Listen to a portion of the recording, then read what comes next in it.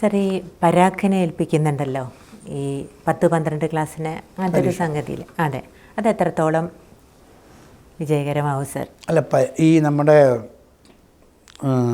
മൂല്യനിർണ്ണയം ഇപ്പോൾ നേരത്തെ ടീച്ചർ പറഞ്ഞു, ഈ ടീച്ചർമാരുടെ ഇടപെടലുകളൊക്കെ നല്ലതിനും ചീത്തയ്ക്കും ആവാം. അപ്പോൾ അതിൽ ഒരു സ്റ്റാൻഡർഡൈസ് ചെയ്യപ്പെട്ട ഒരു മൂല്യനിർണ്ണയം, അത് സമഗ്രമായൊരു മൂല്യനിർണ്ണയം, ആ രീതിയിലാണ് ഒരു എക്സ്റ്റേണൽ ഏജൻസിയെ കൊണ്ട് ഈ മൂല്യനിർണ്ണയം നടത്താൻ വേണ്ടിയിട്ട് ആലോചിക്കുന്നത്.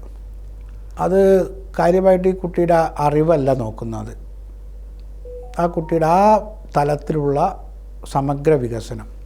അത് പ്രധാനമായിട്ടും ഈ കോഗ്നിറ്റീവ് ഡെവലപ്മെൻറ്റിൽ നമ്മൾ പറയുന്ന കുട്ടിയുടെ റീസണിങ് കപ്പാസിറ്റി, മെമ്മറി ഭാഗമാണ് ഇന്നോവേഷൻ. വളരെ പെട്ടെന്ന് ഇന്നോവേറ്റീവായി ചിന്തിക്കുക. നമ്മുടെ 2 പരീക്ഷകൾ ഇതിനു മുമ്പ് നമ്മൾ ദേശീയ തലത്തിൽ സാമ്പിൾ സർവേകൾ നടത്തിയിരുന്നു, നാഷണൽ അച്ചീവ്മെൻറ്റ് സർവേ എന്ന് പറഞ്ഞിട്ട്. ആ നാഷണൽ അച്ചീവ്മെൻറ്റ് സർവേ തന്നെയാണ് ഇപ്പോൾ ഇവരെ ഏൽപ്പിച്ചിരിക്കുന്നത്. കേരളത്തിൽ നടത്തുന്നുണ്ട്. കേരളത്തിൽ അത് പലപ്പോഴും ഒരു എൻട്രൻസ് പരീക്ഷയ്ക്ക് തയ്യാറെടുക്കുന്ന മാതിരിയാണ് കുട്ടിയെ തയ്യാറെടുപ്പിക്കുന്നത്. അതൊരു സാമ്പിൾ സർവേയിങ് ആണ്. ഇപ്പോൾ നമ്മൾക്ക് 21 ബോർഡുകളുണ്ട്, സെക്കൻഡറി ബോർഡുകളുണ്ട്. കേന്ദ്ര തലത്തിൽ 2 പരീക്ഷ ബോർഡുണ്ട്. പരീക്ഷ നടത്തുന്നത് CBSE ആണ്. പിന്നെ ഒരു NIOS ഉണ്ട്, ബാക്കി ICS ഉണ്ട്, ബാക്കി എല്ലാ സ്റ്റേറ്റ് ബോർഡുകളുണ്ട്. അപ്പോൾ പല ബോർഡിൻ്റെ കീഴിൽ ആണ് പരീക്ഷാ ഫലം കിട്ടുന്നതെങ്കിലും ഏകദേശം ഒരു ക്ലാസ്സിൽ പഠിക്കുന്ന കുട്ടികൾക്കൊക്കെ ദേശീയ തലത്തിൽ ഒരു സമാന അച്ചീവ്മെൻ്റ് ഉണ്ടാകണം. അപ്പോൾ അത് ഓരോ 3 വർഷത്തിലും ഒന്ന് പരിശോധിക്കണം. ആ പരിശോധിച്ചിട്ട് എവിടെയാണ് വ്യത്യാസമുള്ളത്. അപ്പോൾ സമാന രീതിയിലുള്ള പരീക്ഷയുടെ അടിസ്ഥാനത്തിൽ സപ്പോസ് കേരളത്തിലെ 3ാം ക്ലാസ്സിലെ ഉള്ള കുട്ടികളുടെ ഗണിത പഠന ശേഷി ദേശീയ ആവറേജുമായി തട്ടിച്ചു നോക്കുമ്പോൾ എങ്ങനെയാണ്, കേരളത്തിൽ മാത്രം എടുക്കുമ്പോൾ കേരളത്തിലെ ഏത് സംസ്ഥാനത്തിലാണ്, ഏത് ജില്ലയിലാണ് അതിൽ കുറവ്, അതിൽ ദേശീയ ആവറേജ് മുകളിലാര്, ഒപ്പമാര്, പുറകിലാര്, ഇങ്ങനെ നമുക്കൊരു കൃത്യമായ അച്ചീവ്മെൻറ്റിൻ്റെ ഒരു സർവേ കിട്ടും. അത് ഒരേ ഏജൻസി അത് ചെയ്യുന്നു. അതിനനുസരിച്ച് അടുത്ത വർഷം എന്ത് ഇമ്പ്രൂവ്മെൻറ്റ് മാറ്റണം, അത് ടീച്ചിങ് മെത്തേഡിലാണോ മാറ്റേണ്ടത്, അഡീഷണൽ ലേണിംഗ് മെറ്റീരിയൽ കൊടുക്കണോ, ഈ കാര്യങ്ങളൊക്കെ ഈ എഡ്യൂക്കേഷൻ പ്ലാനേഴ്സിന് പെട്ടെന്ന് കിട്ടും. അപ്പോൾ അതിനനുസരിച്ച് നമുക്ക് എല്ലായിടത്തും ഒരു സ്റ്റാൻഡേർഡ് ഉണ്ടാവണം. ഇപ്പോൾ CBSEയിൽ പഠിച്ചാൽ കൂടുതൽ മാർക്ക്, സ്റ്റേറ്റ് ബോർഡിൽ പഠിച്ചാൽ ഇതിലൊക്കെ ഒരു വ്യത്യാസം കിടക്കുന്നുണ്ടല്ലോ. അപ്പോൾ ബോർഡ് പരീക്ഷയുടെ മാർക്കിൻ്റെ അടിസ്ഥാനത്തിൽ നമുക്ക് വിലയിരുത്താൻ പറ്റില്ല. ഇപ്പോൾ നേരത്തെ ഒരു ചർച്ചയിൽ വന്നു, നമ്മുടെ ചില സർവകലാശാലയിൽ നിന്ന് ഒരു കുട്ടി 80% മാർക്ക് വാങ്ങി ഡിഗ്രി പാസ്സായി വിചാരിക്കുക, എൻജിനീയറിംഗ് പാസ്സായി. ചിലപ്പോൾ നമ്മളെ നാഷണൽ ഇൻസ്റ്റിറ്റ്യൂട്ടിൽ നിന്ന് അതിലേറെ നിലവാരമുള്ള ഒരു കുട്ടിക്ക് അവിടെ നിന്ന് കിട്ടിയ മാർക്ക് 60% ആയിരിക്കും. കാരണം ആ 2 സ്ഥാപനങ്ങളും മാർക്ക് നൽകുന്നത് അതൊരു പ്രത്യേക ക്രൈറ്റീരിയ വേറെയാണ്. അതുകൊണ്ട് അതിനൊരു ഒരു സമാനതയില്ല. അതുകൊണ്ടാണ് ഇപ്പോൾ എല്ലാ ജോലിക്ക് കിട്ടണമെങ്കിൽ ഒരു national eligibility test, state eligibility test, PhD കിട്ടിയാലും കോളേജിൽ അധ്യാപകനാണെങ്കിൽ നെറ്റ് പാസ്സാകണം എന്നൊക്കെ പറയാൻ കാരണം എന്താണ്, ഒരു നാഷണൽ ലെവലിംഗ് വേണം.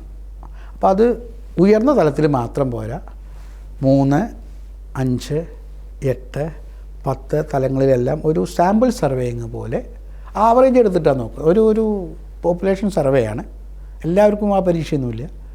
അപ്പോൾ നമുക്ക് ഇപ്പോൾ കഴിഞ്ഞ വർഷം പരീക്ഷ എഴുതിയ കുട്ടിയായിരിക്കില്ല ഈ വർഷത്തെ അതിലും സെലക്ട് ചെയ്യുക, വേറെ കുട്ടികളെ ആയിരിക്കും. അപ്പോൾ അങ്ങനെ ഒരു ആവറേജ് നമുക്ക് കിട്ടും.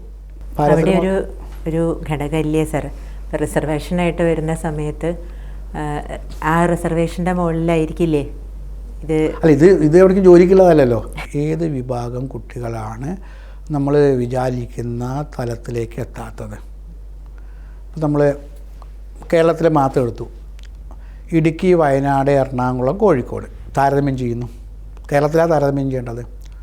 അപ്പോൾ ഇടുക്കിയിലെയും വയനാട്ടിലെയും കുട്ടികൾ സമീപ പ്രദേശമായ എറണാകുളത്തെയും കോഴിക്കോട്ടെയും അതേ പ്രായത്തിലുള്ള അതേ ക്ലാസ്സിലുള്ള സർക്കാർ വിദ്യാലയത്തിൽ തന്നെയാണ് വിചാരിക്കുക, നിലവാരം താഴെയാണ്. അപ്പോൾ ആദ്യ ഭൂമിശാസ്ത്രപരമായിട്ടുള്ള അതാണ് മനസ്സിലാക്കാം. രണ്ടാമത് ആ കുട്ടികളുടെ ഒരു സോഷ്യൽ ബാക്ക്ഗ്രൗണ്ട് കൂടി പരിഗണിക്കും. അപ്പോൾ ആ പരിഗണനയുടെ അടിസ്ഥാനത്തിലാണ് അവരെ മുകളിലേക്ക് കൊണ്ടുവരാൻ വേണ്ടിയിട്ട് എന്ത് ഇൻപുട്ട് കൊടുക്കണം എന്ന് പ്ലാൻ ചെയ്യുന്നത്. ഇത് ഒരു പരീക്ഷയുടെ ജോലി അല്ലെങ്കിൽ ഉയർന്ന തലത്തിലേക്ക് പോകാനുള്ളതല്ല. അപ്പോൾ നമ്മൾ എവിടെയാണ് ഒരു ഇതുണ്ടാകുന്ന എല്ലാവരും തുല്യമായി പരിഗണിക്കുന്ന ഒരു മാർക്ക് ബോർഡ് പരീക്ഷയാണ്. 10ാം ക്ലാസ്സാണ്. ഇപ്പോൾ 10ാം ക്ലാസ് ഭാവിയിൽ അപ്രസക്തമാകും, 12ാം ക്ലാസ് ആയിരിക്കും.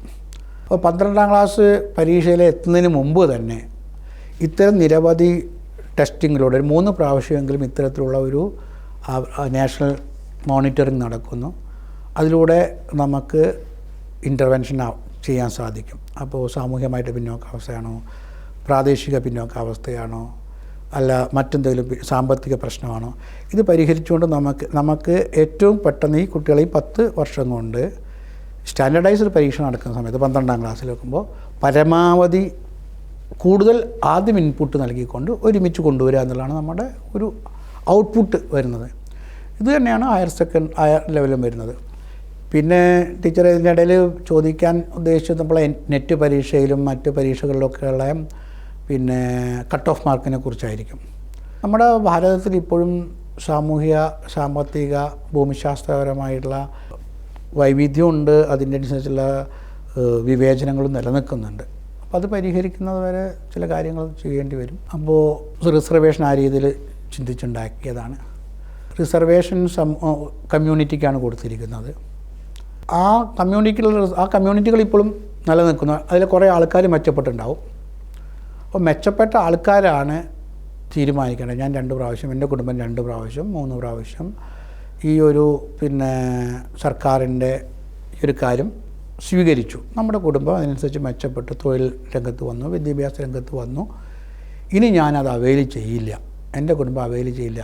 അവെയിൽ ചെയ്യാതിരിക്കുമ്പോൾ ആ സമൂഹത്തിലെ പിന്നോക്കം നിൽക്കുന്ന കുട്ടികൾക്കാണ് അത് കിട്ടുക. അങ്ങനെയാണ് നമ്മൾ സാമൂഹികമായ മാറ്റം ഉണ്ടാകാൻ പറ്റുള്ളൂ.